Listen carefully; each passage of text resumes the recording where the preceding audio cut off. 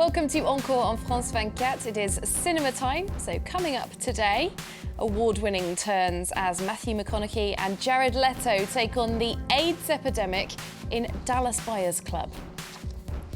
We'll also be finding out how Chris Pine is getting on as the new face of Tom Clancy's Jack Ryan, with Kenneth Branagh directing and taking on the obligatory baddie role. And something much lighter, literally, meet the cute bugs of the new French animation flick, Minuscule. Joining us for all of that is our film critic, Lisa Nesselson, so let's get the show started.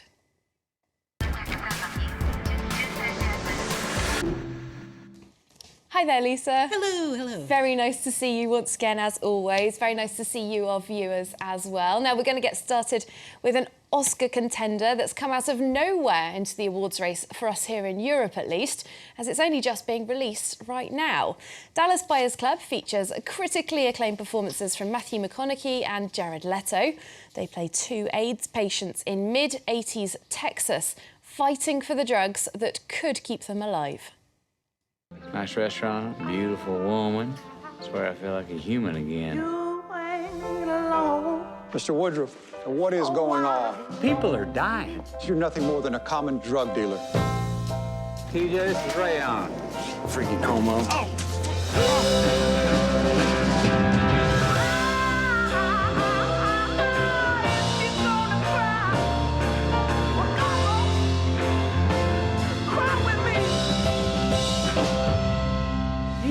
Man, I got one life. Wanted to mean something. Just let me be.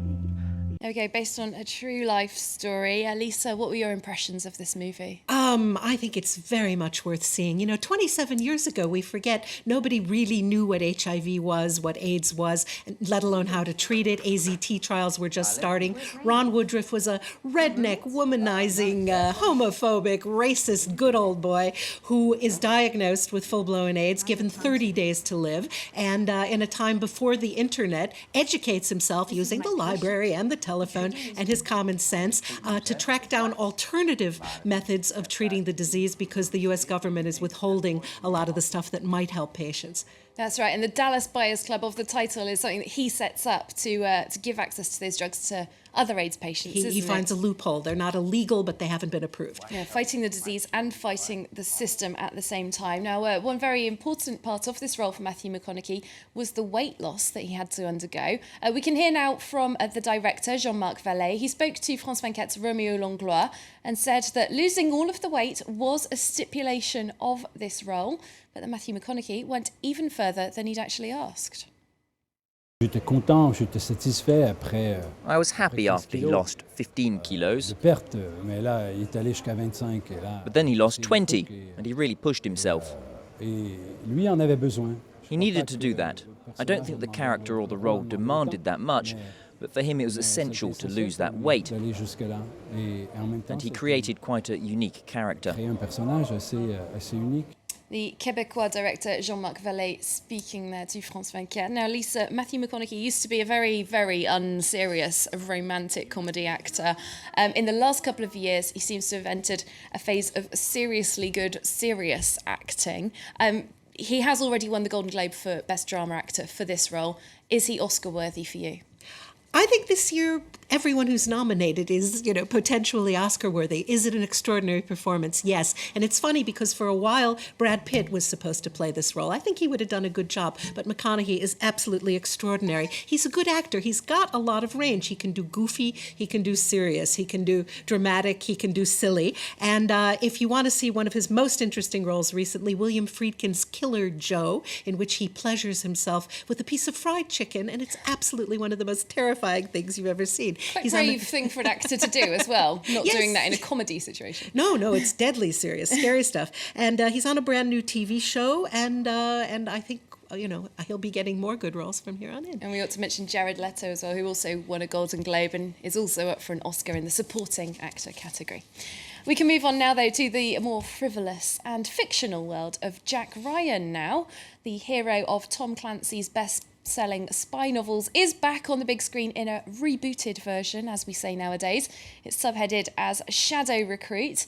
In the past, Alec Baldwin, Harrison Ford and Ben Affleck have all stepped into his CIA agent boots. Now it's the turn of young pretender Chris Pine, directed by Kenneth Branagh. Partnerships are delicate, Mr. Ryan. Sometimes they end violently. What the hell is going on here? Sometimes the ones closest to us are the ones we should trust the least. We all have our secrets. You think this is game, Jack? They will bring us to our knees without even firing a shot. There's a very real scenario here where we don't get out of this alive. We are compromised.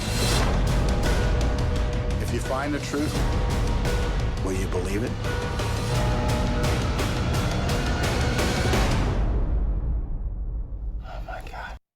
Oh my God, indeed. Very thrilling stuff, isn't it, Lisa? We've got spies, Keira Knightley, 9/11, Russian baddies. Does this add up to a good old-fashioned romp for you? Absolutely. This is the most dumb fun I think I've had at this kind of movie since Tom Cruise was dangling off the tallest building in the world in Mission Impossible 4.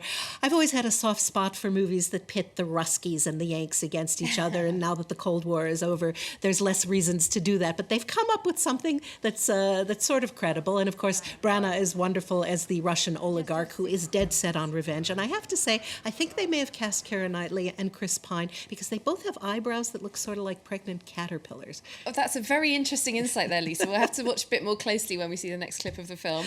For now, though, we can hear from Chris Pine and Kenneth Branagh talking about why they wanted to make this particular film. I mean, I love the series. I love spy fiction. I love those Tom Clancy novels. People have loved these 13, 14 books and this character across 4 movies because there's something in him we recognize. Jack Ryan is an everyman. He has a brilliant mind, but in many other ways he's like us.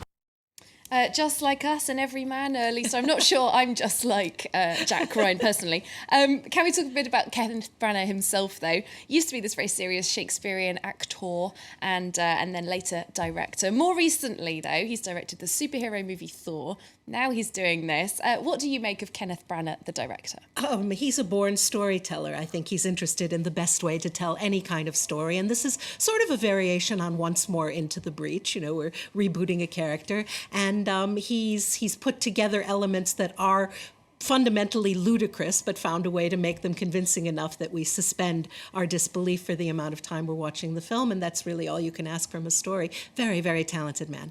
Excellent. Okay, well, our next film takes us from Jack to Jackie. And this is a French film. It's called Jackie in the Kingdom of Women in its English translation. Now, it's taking aim at accepted views of gender roles in a pointedly satirical way. The director is a Frenchman with Syrian family background. He's called Riyad Sattouf. Now, he's actually a weekly contributor to France's provocative cartoon magazine Charlie Hebdo as well. Lisa, Riyad Sattouf says that this film is a reverse Cinderella story. We're just putting the pictures on screen now. I sense definite religious overtones. One review describes it as a cross between North Korea and Taliban Afghanistan. Can you unravel all of these different threads for us? Well, it's a comical take on sending up gender roles because if you just reverse everything, it becomes obvious just how silly the patriarchy is, because here we have a matriarchy, and all of the men folk aspire to marry the colonel, played by Charlotte Gainsbourg, who is really terrific as this sort of imperious ruler who's going to inherit the throne. And all of the men are obliged to wear veils and kowtow to the women, and it's a very repressive society, which is supposed to be, of course, the happiest place on earth. So there's overtones of all sorts of dictatorial regimes. And just very briefly, I mean, they do look to be wearing essentially burqas. Is this director taking direct aim at Islam, which would be a very provocative thing to do? I think he's taken some iconography from portions of the Middle East that we in the West might think are a little backward in their regard for women, but it's not a full-on obnoxious assault, and certainly religion isn't mentioned. Okay, very interesting one. Our next film is surely much less controversial, I should think. Minuscule. It's the latest French feature animation. out just in time for the school winter holidays here. Now, it offers an epic battle of good and evil, but played out among garden ants with a peacemaking ladybird, or ladybug to you, Lisa. So far, so standard, except, Lisa, this family film has been compared to Star Wars, Deliverance, Indiana Jones, and Lord of the Rings. Seriously? I think that's fair.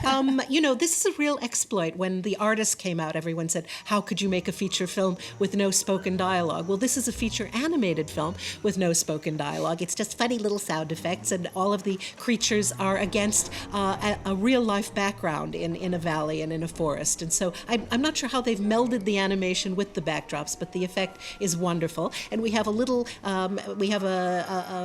and Mrs. Ladybug who are the proud parents of three little ladybugs. One of them goes astray, runs into some ants who have just discovered the joys of sugar cubes and are determined to carry these sugar cubes back to their anthill. And then there's evil red ants, we can tell because one of them has a scar. And I think those battle sequences are every bit as dramatic as anything you'll see in Lord of the Rings. And we're seeing those pictures there.